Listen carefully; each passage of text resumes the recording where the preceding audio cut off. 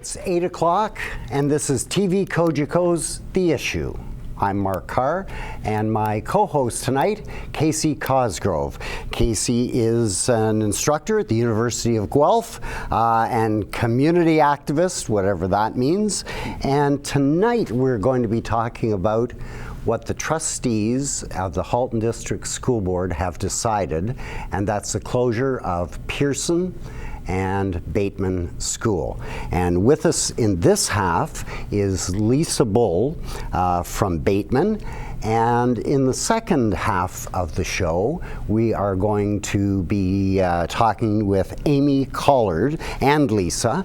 And Amy is the Ward 5 trustee at the Halton District School Board. And the single vote against the closures. Am I correct, Lisa? Yep. Okay, now if our audience wants to get involved, you can go to Twitter, hashtag the issue. Let us know your comments, questions, let us know what you think. Or go to Facebook, The Issue. And our social media guru Kim Slonwhite from Clear Path Media will answer those. We'll put them on the air. And if you're old-fashioned and want to use the telephone, you can call 905-333-6088. And so that's the introduction, Casey, to the show. Now, you were at many of these meetings leading up to the final vote. So what did you get from those meetings? I was at some. I didn't. I was a delegate for Nelson High School. I've mentioned before I was a graduate of Bateman or Lord Elgin, as it was back in the day, and worked at General Brock. So these South schools have been part of my community since I was born, and have an affinity for all of the schools in Burlington, just with that history. But watching this, for me, what did I get out of this? Just as a community member and someone who was relatively engaged, I still don't understand what happened, and I've been reading everything. I don't. No one's made sense of this for me. We'll get into this later, but it's not about money. But then some interesting new ideas are proposed, and well, that might get more expensive. So it is about money, and then it's about student placement. It's always about money, and it's about course schedules. And I guess for me, having Lisa on tonight was key. Because I think that the Bateman story was a very strong one. And Pearson, I have a statement from Pearson too, they were invited. But the Bateman story, if you saw those delegations, if that didn't change any votes, what were we doing? Why were any of us delegating? If that didn't have any effect, were we just wasting our time? So I thought one last show. Thank you for allowing me as a member of this community to do one more show on this, and I'm happy to be here. So. Well, Casey, we have had a lot of comments and questions on our Facebook page and in the community about this issue, and we just thought that if you're willing to do it again, then this is the show that we do again. And Lisa, how are you feeling after the vote? The 10-to-1 vote. Amy Collard was the only one that voted to keep the schools open. She was the only one who voted in favor of keeping Bateman open. The vote was, yes. There were two other trustees who voted to keep Pearson open. Okay. But yeah, Amy was the lone trustee who voted against closing Bateman. And how did that make you feel after all the work that you had put into justifying the continuation of Bateman? How did you feel after that vote? Well, it was, we have had, first of all, the Bateman community has been stunning. I think in a lot of ways, our community surprised a lot of people. I think they came together in this spectacular way and fought like I don't think anyone expected the community to fight. And we have had a really powerful Facebook group that has been our community, that has been our opportunity to come together, to share ideas, to share information. When I left that night, so the trustees meeting didn't end until after midnight, and it went very long for some crazy reasons, which perhaps we can talk about. But I got home and I sat down and I thought, I feel like I need to say something to our community just about what just happened. And really it was a roller coaster. I felt obviously incredibly sad, just really sad for the students, first and foremost. I felt incredibly angry that, as you were saying, Casey, we worked so hard as a community, and I think that we presented powerful, compelling, emotional, cogent arguments. I think we gave great... And logical. Yeah, which is sadly lacking, I think, for a lot of this process. And to do that, and to really feel, honestly, like it fell on deaf ears. And I think that's kind of what you're alluding to, that it felt like they heard nothing. So disgusted, again, a range of all of those. So is it your feeling that this entire process is just put out there for public relations and not really to gain any information or creative ideas to allow the schools to stay open? Is that your opinion, that this is all for show? So I'm going to say that when I started this process, pretty naive, thought it was an exercise of engagement. And even throughout the process, I think I wanted to believe that it was about engaging the communities, engaging the schools.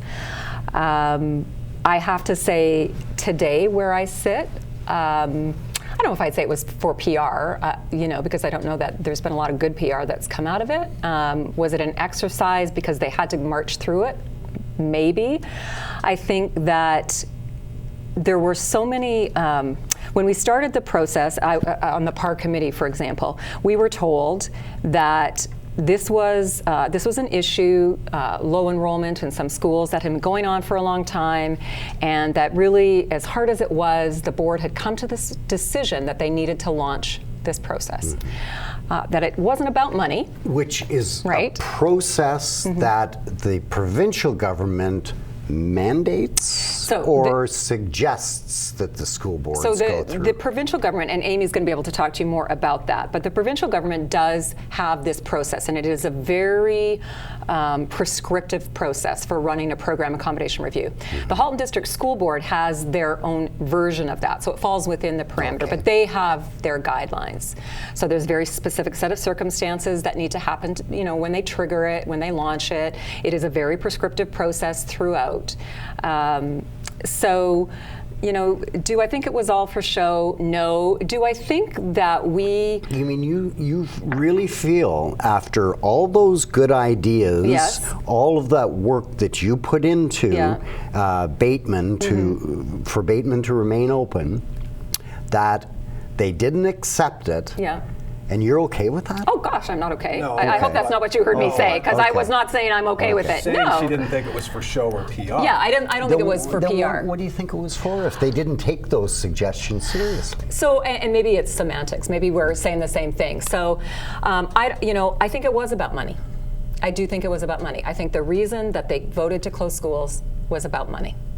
That's not what they said it was about. They said it was about enhancing the student experience. I do not think that was that part of it? Maybe. Is that some piece of it? Perhaps.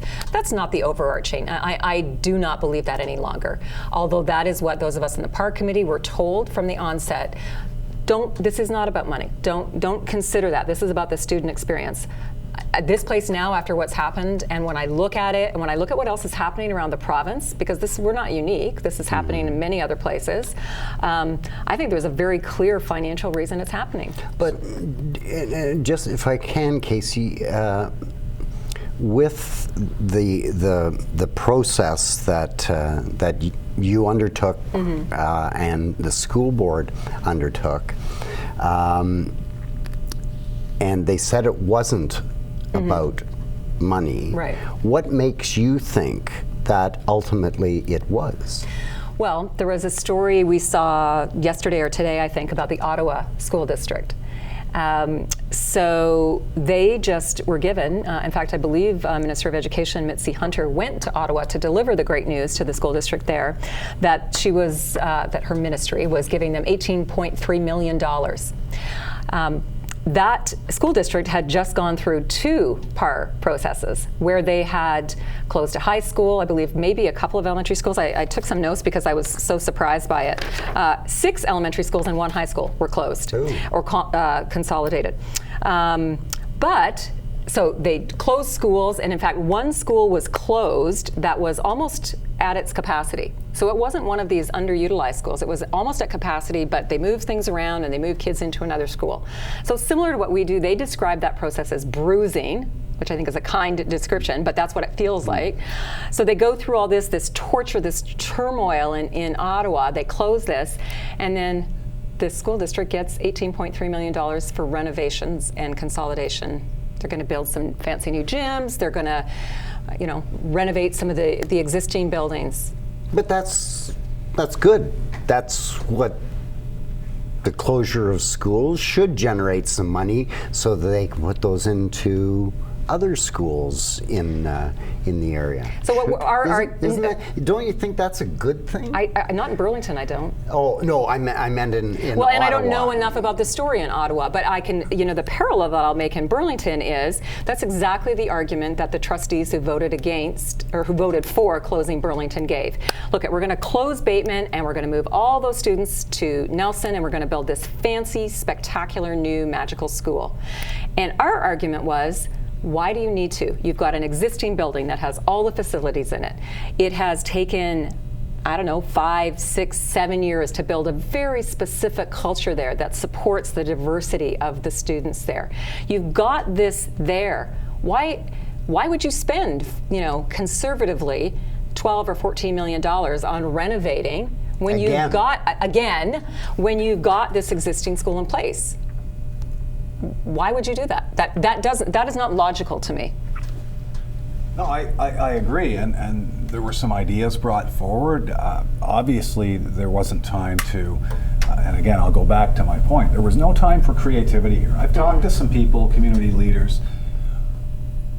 Where was this point in time in this process? I'm not talking just from the time they, but where was anybody able to, people that are pretty engaged in their community, for me, Southeast Burlington, I never heard of, hey, we might have to close schools in a year, get together as a community and figure it out, because there was none of that.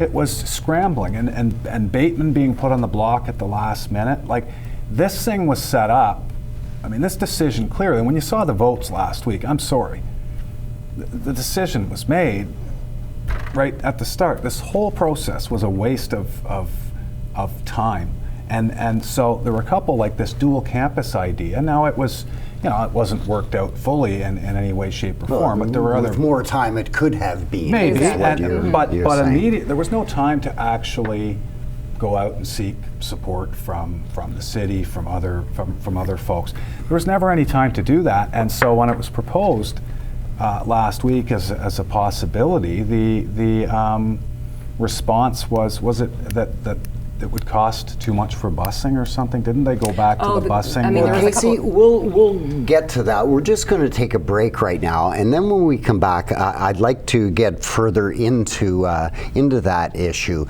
So stay with us. We'll be right back after these messages.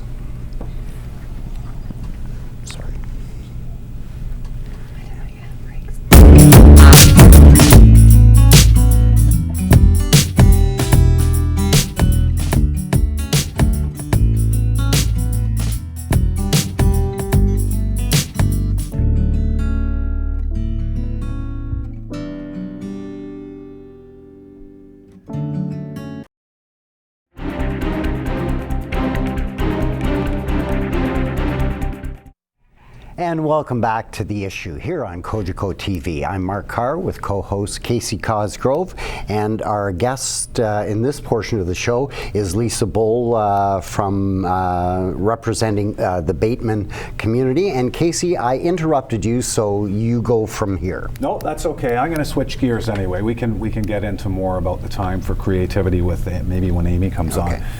Rory Nissan, who was part of the Safe Pearson community, was invited. He's in LA on business. Viewers might remember, a very articulate young man, former Pearson student. He shared a statement from the Safe Pearson group today. I want to read it. The Safe Pearson team was obviously very disappointed with the decision of the Halton trustees last week to close Pearson High School. Though as parents of students and alumni, many of us had some kind of stake in the outcome. Our disappointment doesn't come from just students having to switch schools. On the contrary, our disappointment stems from witnessing a perversion of a process through which the board's administration and trustees went out of their way to ignore evidence, data, and facts that supported Pearson High School remaining open. Very strong words. Several trustees must now wear this decision as a badge of dishonor. This is his words. Having voted to close a high school in a growing community that's projected to meet the board's own targets for utilization. And he did go on to say that they're not disappointed with all trustees. We were particularly disappointed in 3 of 4 Burlington trustees, one who promised during the last election that I will not support closing schools. That was one trustee. Another used alternative facts regarding the number of students needed in the school, and were most disappointed in a Burlington trustee who waited until the last minute to declare her support for a threatened school in her ward, whose defense of Pearson was so weak as to be counterproductive, who provided an alternative solution at the table so ill-advised it was ruled out of order. Again, his words. A solution on the fly. Yeah. At about midnight. And is the first politician in living memory to give a concession speech before the vote had been cast. I don't know what that means. Her capitulation may have cost Pearson the votes it needed to stay open. The Safe Pearson team in the community is looking at all available options to seek a change in this decision, including administrative review.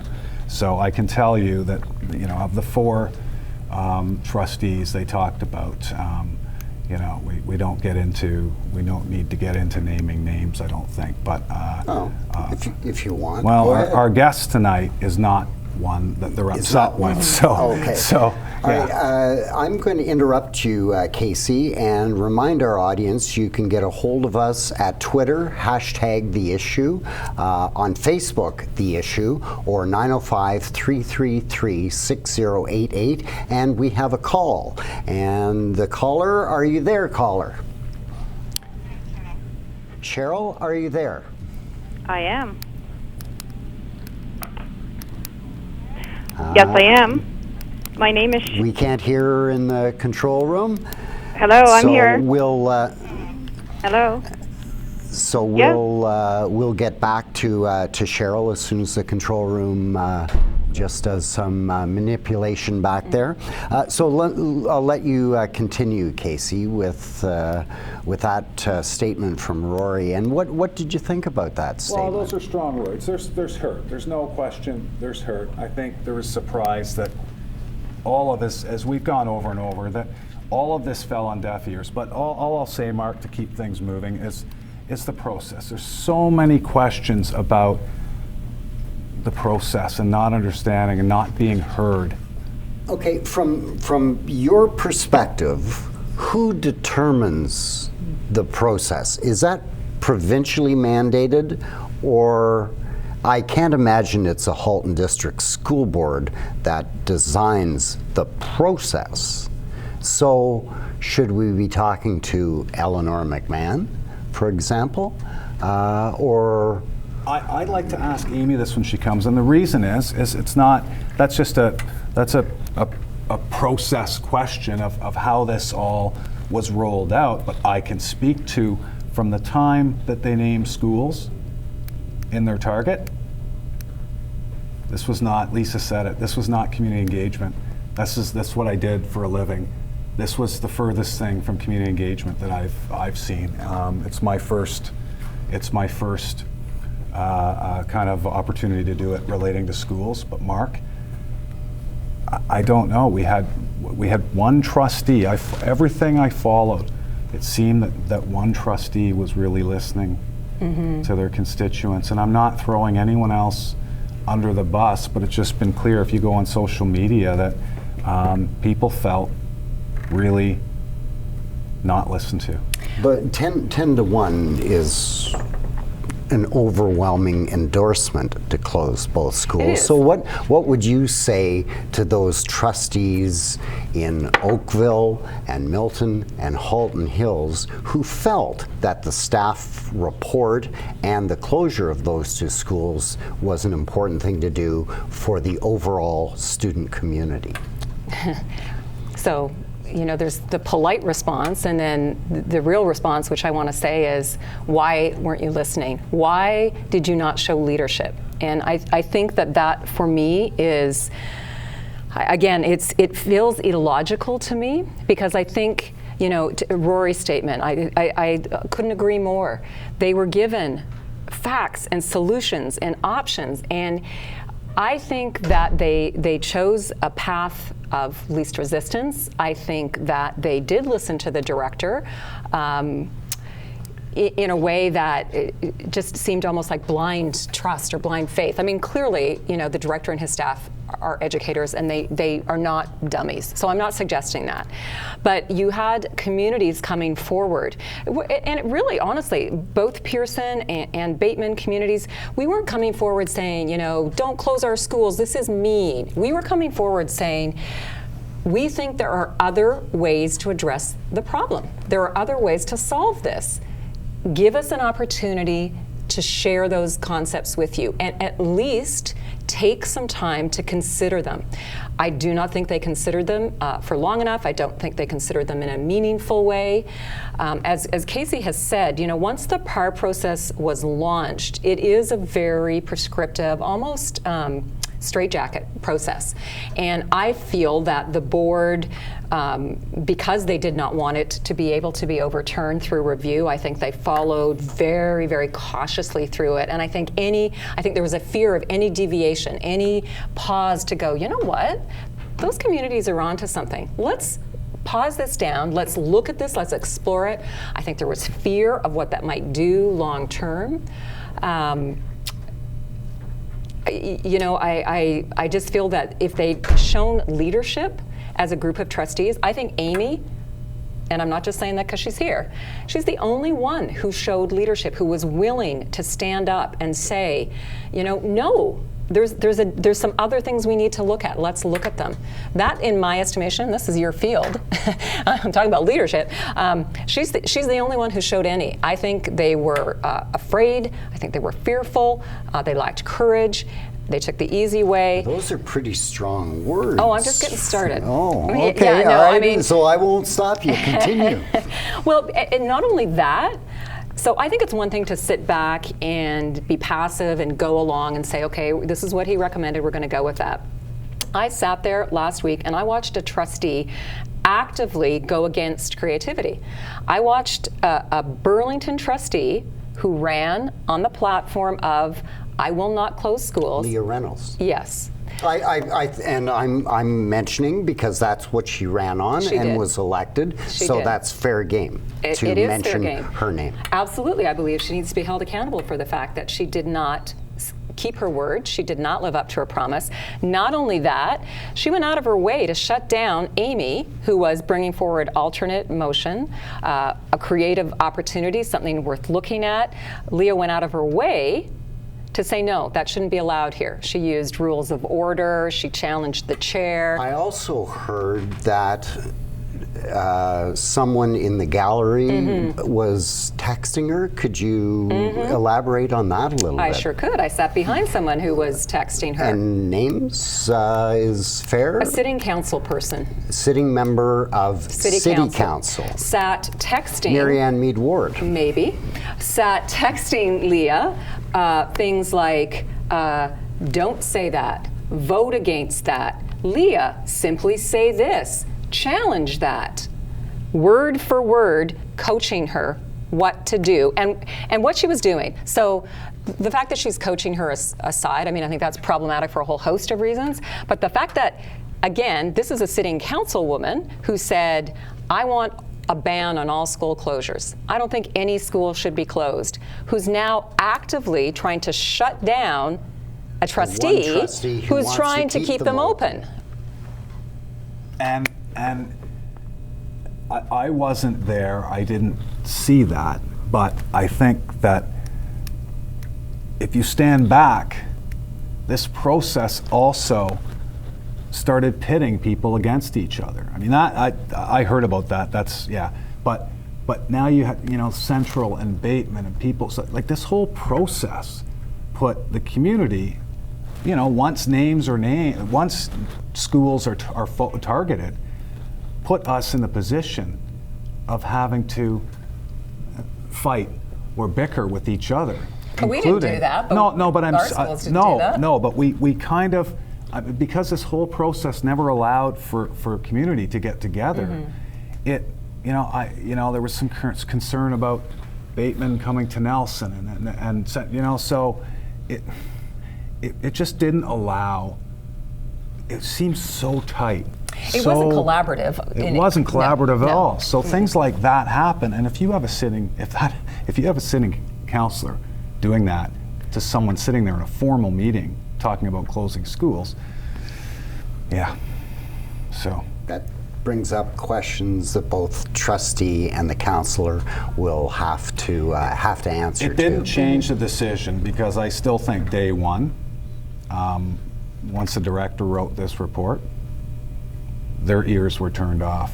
Like it was, So you feel that the director went into this process, as you say, with a predetermined idea about what schools were going to close, and it was in his report, but it was clear during and that night that no one was going to challenge that except for one trustee. Person. And here's the interesting thing about we just got about a minute. Okay, so. it's more than a minute's worth of interesting. But the interesting thing is that the director's report and the recommendation to close Bateman cited that it was that this is an area where the population is declining.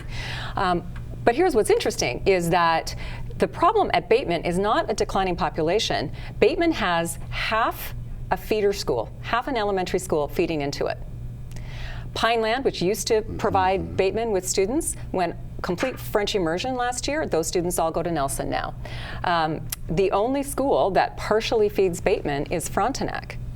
So the issue isn't that the population necessarily is changing, it's that the HDSB made decisions. Halton District School Board. Sorry, Halton District School Board made decisions before that impact the population of Bateman. And Pearson. And Pearson, exactly. It's the same situation. Yeah, choke them off. So is that coincidence, or was that something that is this part of a longer term plan that we were too naive to see? And we'll just take a break right now, and we'll come back, and maybe we can ask a couple of those questions to Amy Collard, the Ward 5 trustee, who was the only one to vote 10 to 1, the only one to vote in favor of keeping Bateman open. So we'll be back after these messages here on The Issue. I'm Mark Carr.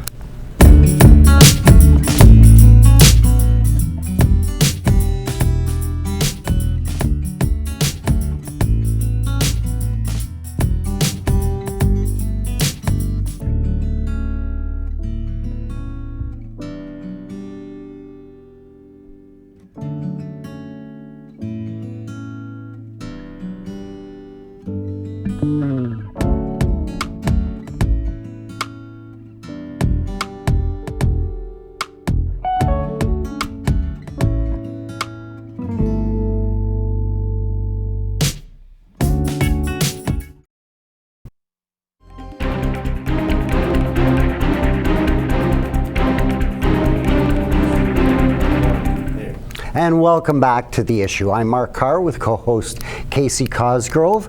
And Casey, we've got Amy Call joining us, Ward 5 trustee at the Halton District School Board. Amy, thank you so much for having the courage to come on to talk about this issue. We had asked the chair to come on, we'd asked other trustees to come on, and we'd asked the director of education to come on. So we had put it out there to a variety of people, and we thank you for taking us up on the offer. Thank you for inviting me. Okay. And we now have Cheryl back on, so we'll just interrupt our discussion for just a moment and let Cheryl go ahead. And you've got a question, Cheryl, about overcrowding. So go ahead and ask. Okay, hi guys. My name's Cheryl Deluxe. I'm a former park member representing Lester B. Pearson High School, and we put our blood and sweat into trying to save that school for the last 6 months. So I'm completely heartbroken to hear of the short-sighted decision by the trustees to voting to close Lester B. Pearson High School. They did not fix the overcrowding at Hayden. In fact, there are still 12 portables sitting in that parking lot, which is a health and safety issue. And I can speak for that because my son plays football there. And you can't find parking because the portables have overtaken the parking lot.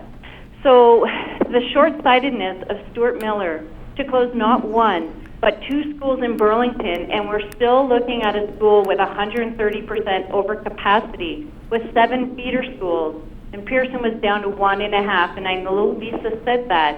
They robbed those schools of feeder schools. So I really do think they set us up for failure many, many years ago, and I am spitting venom right now as to why they would have destroyed Burlington. And I do want to thank Amy. Amy, you were the one and only trustee that had the courage to speak up against Miller. I certainly want to thank you for that.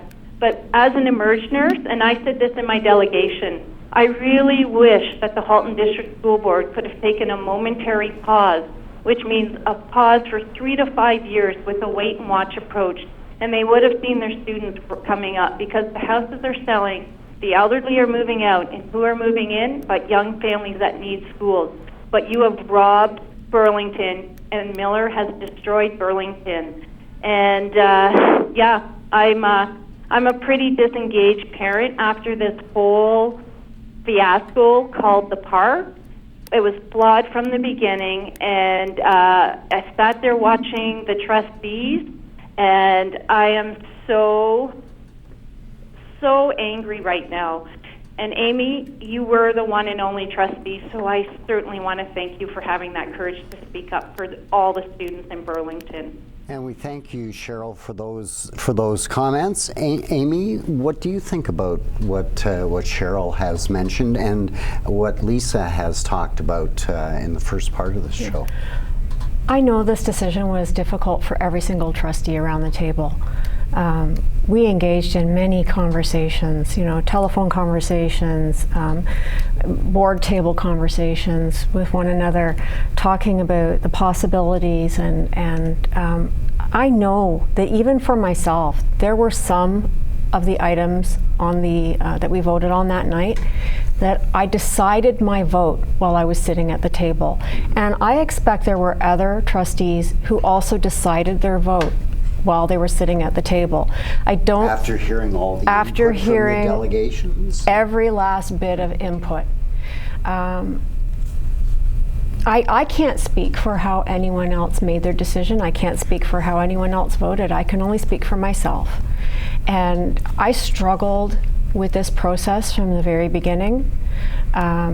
Is very prescriptive, as Lisa said, and we had to follow certain guidelines that were put out by the ministry, one of which was that we had to name an option in order to engage a PAR.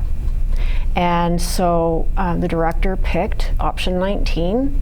He felt that was the best starting point for a PAR. When he went from community to community explaining that we were about to engage in a PAR, some schools had more engagement than others, and that was because they were named. I don't think there were very many parents at all from Bateman who were showing an interest at the beginning because they weren't named and because Bateman is a school that has many, many regional programs. And is very unique in the It's a system. very unique school.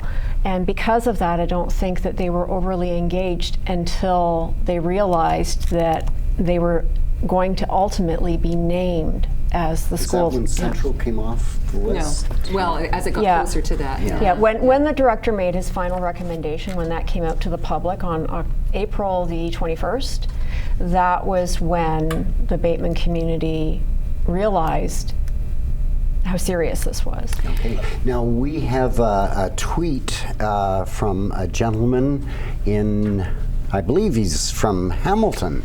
And control room, can we put that up on the screen?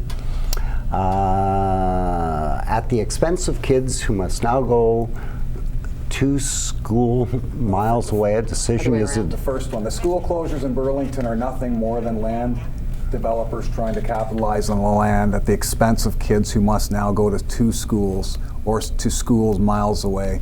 The decision is a disgrace. Shame on the school board. But to that, I would say,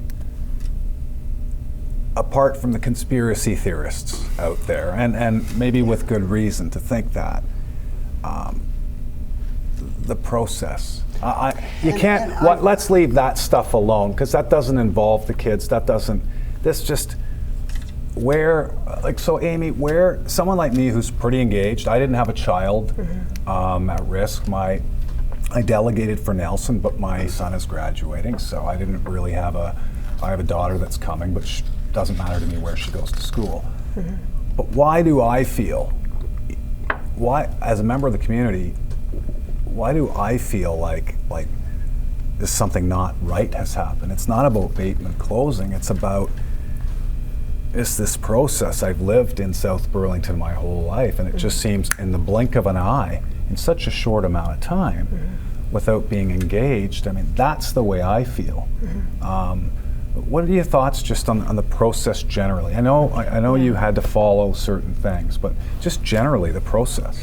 Well, the guidelines that are set down by the ministry are very prescriptive, and our board took those guidelines and designed our own policy, and we had very little wiggle room with what we could do with that. We had to make sure that we included all of the elements that were in the guidelines from the ministry, and carry out our process according to those guidelines. Well, but was there any time in there to engage leaders in the community for ideas? Like, I know you had to go through, but was there any opportunity in there in those guidelines and that policy to say, hey, let's take a little bit of time and go see if we can drum up some ideas, if there are other solutions. Was there anything that could have been built in there, in your opinion? I believe we might have been able to build something like that in there, but it wasn't part of the process. And because it wasn't part of the policy and not part of the guidelines, there was a reluctance to do anything that wasn't in the guideline or the policy, because it being so prescriptive, stepping outside of the lines might have created problems in terms of, was it following the process? Can I ask you a question, Amy? We've heard that the PAR group was told that this is not about money. Lisa now thinks it was a prime mover of this decision. Where does the money go if the schools are sold off to, and I understand Catholic School Board, city, and there are a number of issues that you have to go through. When it is finally sold, where does that money go? Does it stay here with the Halton District School Board, or does that money move down the QEW to University Avenue in Queen's Park? No, that money is retained in an account called the Proceeds of Disposition, and it must be spent on capital expenditures of the board. Okay, and I really appreciate you you clearing that up. It's not for new builds. It's only for renovations and repairs and those kinds of things. And the money that we spend from that account has to be approved by the ministry as well. Oh, okay. So as we move forward with that potential money being put into that account, is there work to be done at other schools that is going to deplete that account down? I can't really speak to that. I know that just yesterday, I believe, there was an announcement from the province that they are investing over $1 billion in renovating schools. So I don't know what portion of that will come to Halton. We had quite a bit of money given us last year for the same reason. So it's not that we would ever not have a way of spending it, because some of our schools are quite old, and bringing all of the schools up to AODA standards, getting air conditioning into all of the schools. It's a huge cost, because not all of the schools would have the hydro capacity for that. There are a lot of expenses. Just replacing a roof is a huge expense, and we have over 100 schools. So the money that we get from the ministry for that, I don't know what it will be this year, but we got quite a windfall last year. So I don't know that the proceeds of disposition would be used right away. Okay. I just wanted to go back to the conversation about the process, because I think that's one of the things that stymies me. And I'm looking at you because you're beside me, not because I would need you to answer this, but you talked about, perhaps there was possibility, there might have been room in the PAR process to engage the community, that could have potentially been there, could have happened before the PAR was called, but it didn't. And I think that's one of the things that has me banging my head, is that there's been so much protection of process at the expense of students. That's my experience of it, is that everyone, and that's been frustrating as well, trying to engage others in the process, like our MPP, who has supported in some ways, but has been very reluctant to step on toes in the process. The city has been kept and has chosen to stay outside of the process. It's all been about everybody just being so respectful of this process. And I think the end result is flawed. The process is flawed, and process be damned. Like, should we not be working with the community and really figuring out the best solution? It's not logical and to me. maybe that's a question for Amy. If you can't go outside of the process and integrate some of your own ideas from the Halton District School Board, community ideas, and so on, that doesn't seem like very much of a process that allows input from the community. Well, I would say that there are a couple of things that I would like to see change in the ministry guidelines that would allow us to make changes at the school board level. I have discussed this with the MPP, and she's very much aware of my concerns about the guidelines. This is the first PAR. And she's a cabinet minister as well. Yes. That's Eleanor McMahon. Yes. And she was very helpful to me throughout this process. But yeah, I believe this is the first time we've had a PAR in many, many years. I think it's about 8 years since we've had a PAR in our board. And so it's my first time as a trustee going through a PAR. And being that it is a brand new process, since it was our first time going through it, now we have a chance to look at our policy and, without straying from the ministry guidelines, see what we can do with our policy to make it more collaborative or maybe less restraining. Okay, and I appreciate those comments, Amy. We're going to take a break right now, and but I did want to say just before we do take the break that I am very impressed with you coming on the show, that no one else would come on the show to answer these questions. They haven't been easy questions, but I certainly do appreciate that, and I know Casey and Lisa appreciate it as well. So stay tuned. We'll be right back here on The Issue. I'm Mark Carr.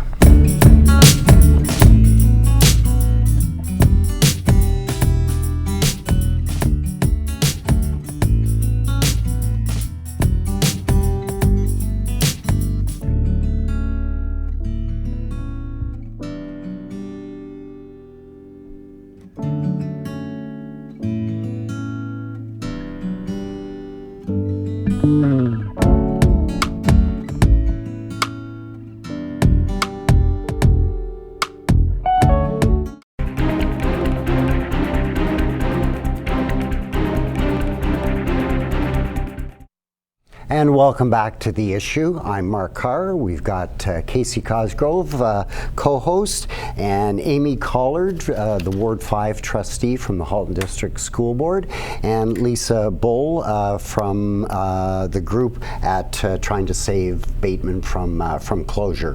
We have been talking about the closure of the two schools here in Burlington, Pearson and Bateman. Casey, there's been a lot said about the process, and I guess that's a little frustrating for me because I never know what the process is and how it can be changed if it's such a bad process. I think, first of all, in terms of the other trustees, the director, I asked them, I gave not a lot of notice, so I want to be fair to them. I didn't give a lot of notice to come on the show, but I understand why some might not want to, and some may have had other commitments, so I just wanted to make that clear. I don't know the process. All I know is... But you were involved in it. Well, to me, it's a communication thing too. To me, I don't know. There's been this movement of things. I really don't understand why these two schools are closing. I mean, I've read the reports, everything. I don't get it. As a member of that community, I don't get it. So maybe once the trustees and the board got involved in this process, maybe they're not allowed to talk about things or communicate certain things, or then you get the conspiracy theorists. I just want to be clear. If there's good reason for a school in my community to close, I understand that, but I don't get it. And if I don't get it, I think there's a lot of people that are, of course, they're going to come up with their own theories of why this is happening. Bateman was unique in that the population. Like I said, when General Brock merged with Lord Elgin and became Bateman. And a lot of resources went into making Bateman a unique school in the Halton District School Board. They sold me. I mean, I changed during this process on my thinking about Bateman and the unique place it has. I didn't look as much at the numbers and the seats and all those things, but I got sold. So I don't know. I feel like when there's not a clear understanding of why these things happen, people get bitter. And I don't want to be a bitter old man. I just want to understand this better. It's like planning issues with the city.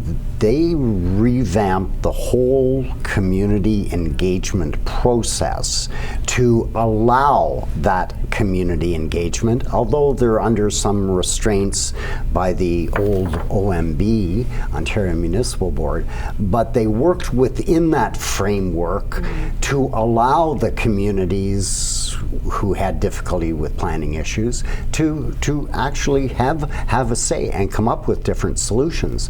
Is that the type of thing that you're looking for, Casey, here? I think there are certain people that are part of that community, even people that don't have kids at that particular school, that could have been part of a group that might have been able to explore things if they didn't work out, but we might have stumbled upon another way of doing things. There was no time. There was no There was no time, and there was no feedback as to whether this was something that would even be considered. And I'm sorry, I don't feel like a lot. You weren't listened to. I feel like the delegations were definitely not listened to. I'm sorry, Amy, but that's a real problem, that people come away from this process with that opinion.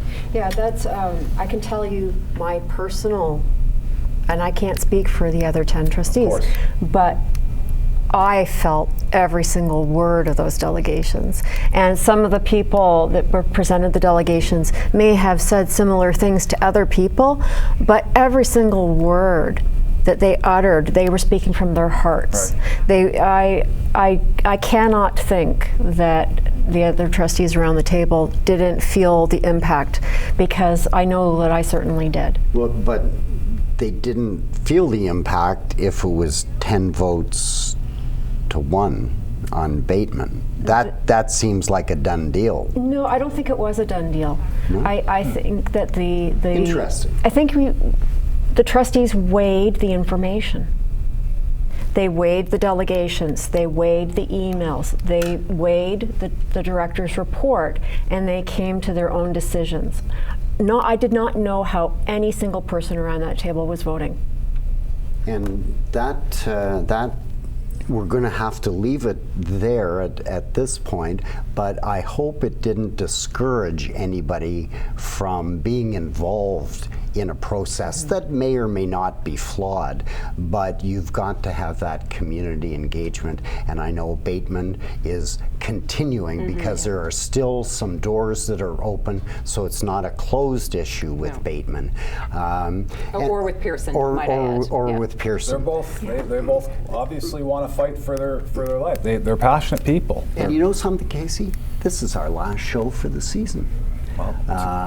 We've had a great time on the show this year, and you may have seen some of the slideshow going on. I'm going to give Amy just a quick, because I'm getting the message to wrap up. So go ahead, Amy. Thank you. I really wanted the opportunity to thank the people who supported Bateman and who supported me. I received numerous emails and phone calls from people telling me to keep going, and giving me strength and courage to do what I knew I had to do. It was exhausting, emotionally, physically, and intellectually, but I felt the support of the community, and not just the people that live near Bateman, but I felt support from all over Burlington. And isn't that a wonderful feeling? It was an amazing thing, and they got me through this. Okay, I thank you for that last little message. I also want to thank Kim Slonwhite from Clear Path Media, who all season has been helpful. Daniel, Faria, and Riley also volunteers. We have to go. We'll see you next fall here on The Issue. I'm Mark Carr for Cogeco TV, truly local television.